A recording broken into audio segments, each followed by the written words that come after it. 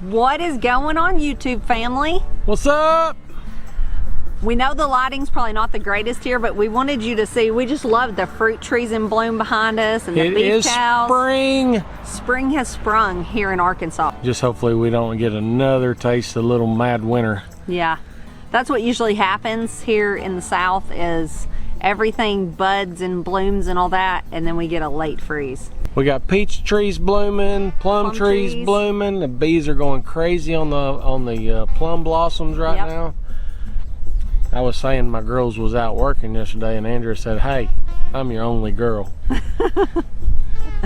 All right, also, we've been doing lots of, well, Ben has, I can't say we because I haven't done anything, on sprouting.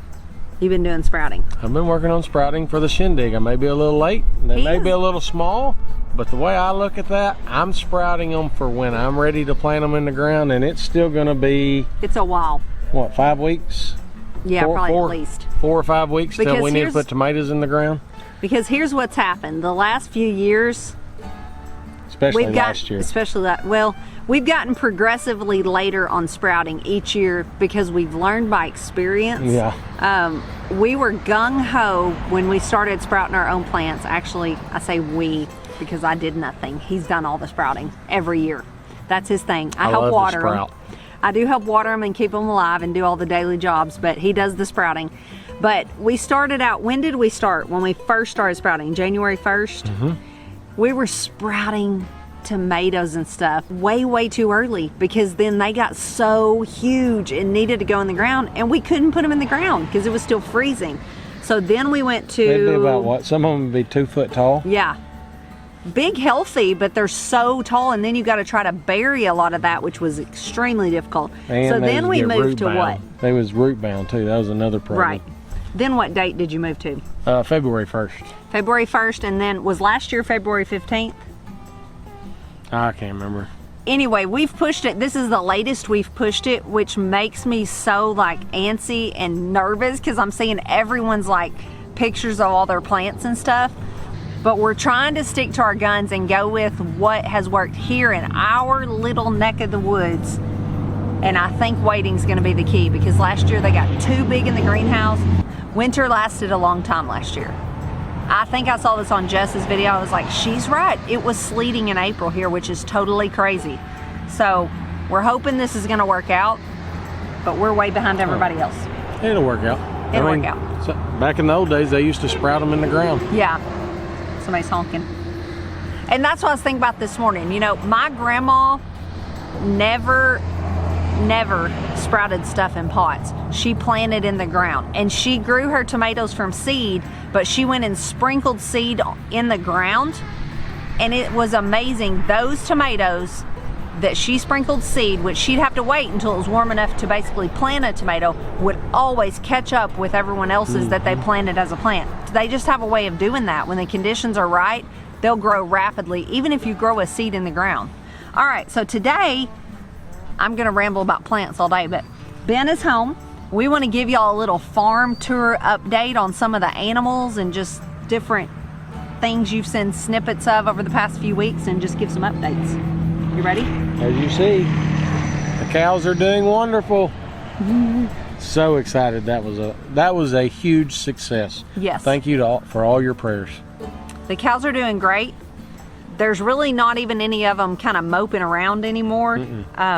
They're pulling out of it, so super pumped and thankful about that. There was several days there over the last 2 weeks that we both just felt so heavy and burdened down, like we were just barely keeping our head above water.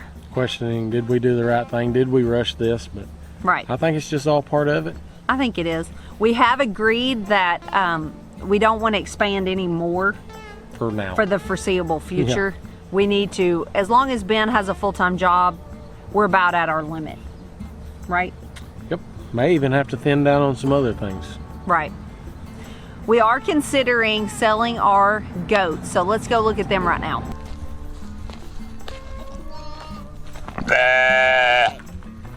All right, so y'all remember Peppy? This is Peppy over here. Ben's gonna pan over too. Peppy's the one that his mom wasn't sure if she wanted him. He's wild. He's doing good. And this goat's trying to eat my clothes.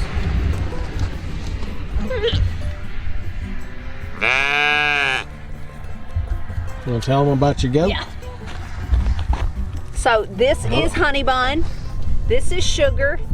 And this is, he doesn't have a name. Stinky Boy is what we call him because he's a male goat. And he's going to try to bite me. Not in meanness, but...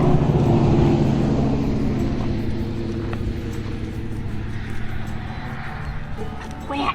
Go. Anyway, they're very friendly. We're thinking about rehoming them just for the simple fact that we have too many irons in the fire. Okay, he's gonna bite me. Not out of meanness, but he wants to eat my jacket. He's too friendly. He's raised on a bottle. He's very friendly. He was raised on a bottle and he ran around someone's yard. He wasn't even in a fence until we got him. He's spoiled. He's very nice, but he just likes to be all up on you. And see, he's biting my jacket. Quit eating my jacket. Well, look at his pretty eyes. Yeah.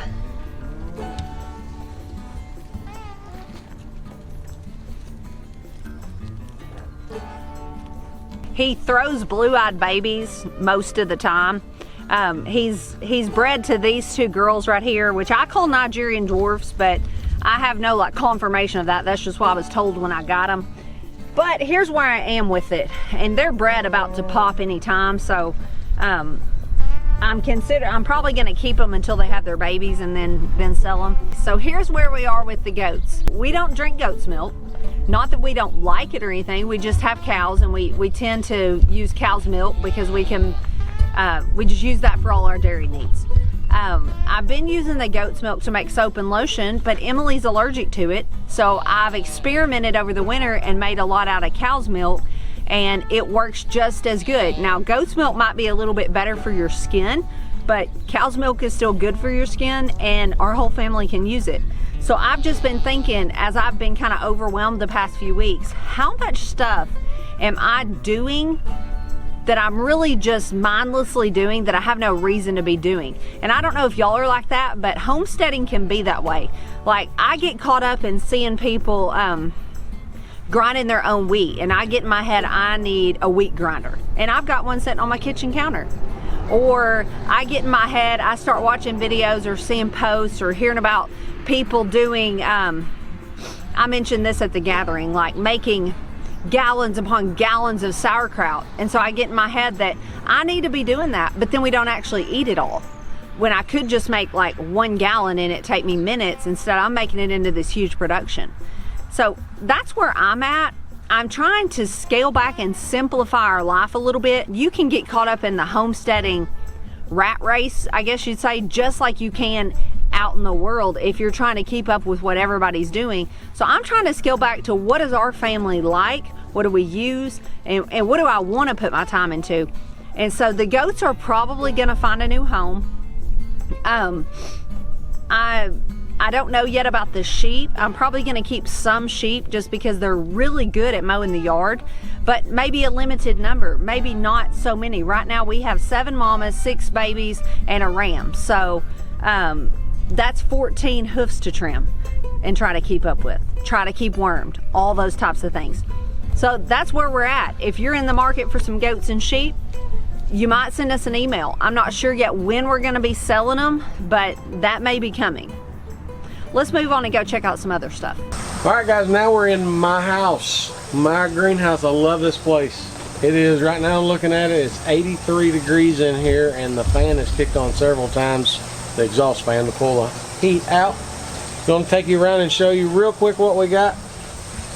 I've still got a few rosemaries that all I do is I go out in the yard and clip off some clippings. After they establish roots in there, I'll just put them in pots, potting soil, and pot them.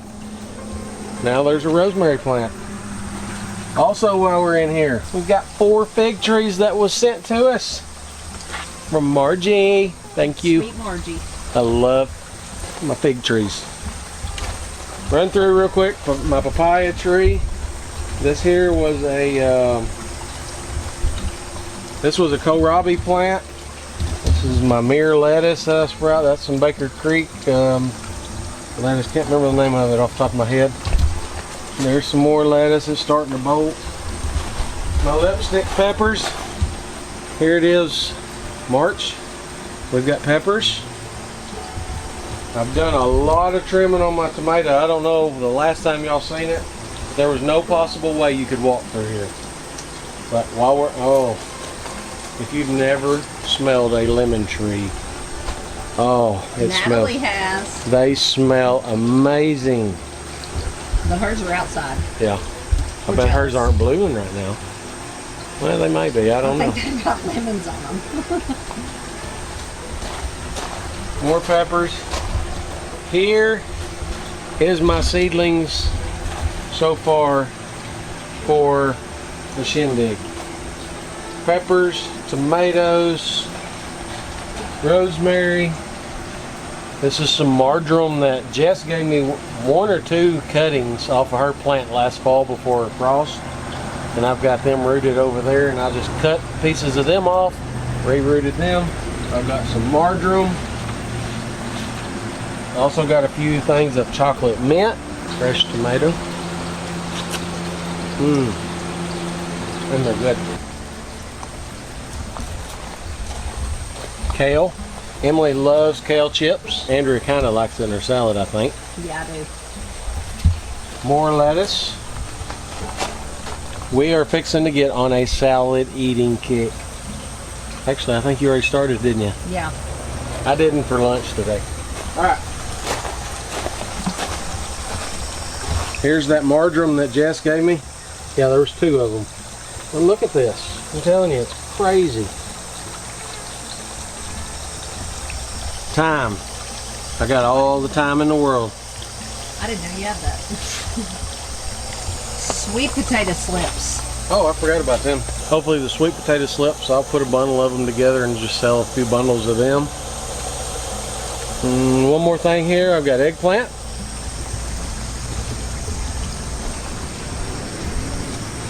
Alright, that was a quick tour of my house, my greenhouse. Now let's go look at some quail. Alright, quail. This is another thing on my new plan to simplify my life. Quail are something I kind of got on a whim back in the fall. Y'all saw me get them. They're cute. They've laid some eggs. We've eaten some quail, but really it's just one more thing to do. And we always raise meat chickens, and they have a similar meat texture to chicken to me. We also hunt a lot, so we have all kinds of wild meat. It's a great meat source and egg source, but just not for us. We just don't need it. They're fun and cute, and I loved getting them, but it's another one of those things I did without really thinking it through, and I'm just scaling back to simplify and de-stress our homestead, because I kind of feel like I've gotten caught up in doing what everyone else is doing, and I need to stop that because it just puts added pressure on me for time I don't have. So if that's where you are, maybe look at all you got going on and think, what am I doing that I'm just doing because I'm doing it with no reason behind it? But they are cute. They are super cute. I really do like them.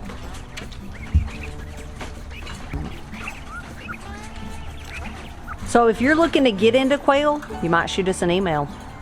I got one more thing I want to show you before we cut this video off. Let's go check him out. So this is our little calf that lost his mama, and he is getting the royal treatment. And he actually is gonna have a permanent home here. Well, semi-permanent, I guess. But he is gonna be raised, and then we're gonna use him as a breeding bull. He's so cute. And at first he was so wild and scared, he wouldn't even come over here and eat, even when we weren't out here. But now I'm feeding him every day. He comes up as soon as I walk away and eats the feed. So we're making some real progress, but he needs a name. So do y'all have any name suggestions for him?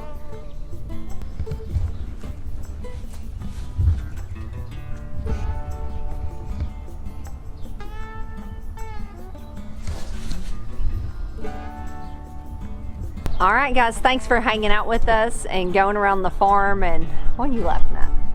Nothing. Okay, I gotta say, I just looked out on the pond and our son is noodling for catfish on the pond. I don't know if you can see it, but right there's a noodle There's a noodle. He's got the pond littered with noodles. There's 2 of them over there. 3. There's 1 past the dock. 4, 5, 6, 7, 8, 9, 10. The kids are actually on spring break this week, and so they've caught a mess of fish. He's working on batch number 2. He's cleaned them. They're inside cooking in butter and lemon pepper and roasted potatoes and all that kind of stuff. They've picked me a whole mess of flowers that I've got in a vase. They've rode around and they're having a ball just being kids out of school on spring break. And not having to work cattle today. Yes. Or yesterday. Yes. So they're having a blast. Thanks for hanging out with us and doing some farm updates. Anything you want to add? You want to tell them where we're going? Or you want to let it be a surprise? Surprise. Okay. If you're interested in the goats or the quail, any sheep or the quail, let me know, because I am scaling those back. You saw Jess got Gretchen wieners from us. There's still a possibility that we're going to get a little doling from her of a Nubian, but they produce really good milk that I wouldn't mind having some goat cheese. Yeah. Every once in a while. So I'm not saying we're out of goats, but we're scaling back. So anyway, is that all you got? Yep. I think it's time to go eat fish. I hope to see y'all at the shindig. It's coming soon. Hope you're making plans. If you got a name for our little bull over here, shoot that down below too. If you haven't subscribed, do that. I hope it's there. It's either there or is it over here? Thanks for following our family. We really appreciate you guys. There. We'll see you tomorrow. Ring the bell. God bless. Hey, that's how you get notifications to when we go live. I think you hit that little bell icon down there. That way you know when VW Family Farm goes live. See you later. God bless.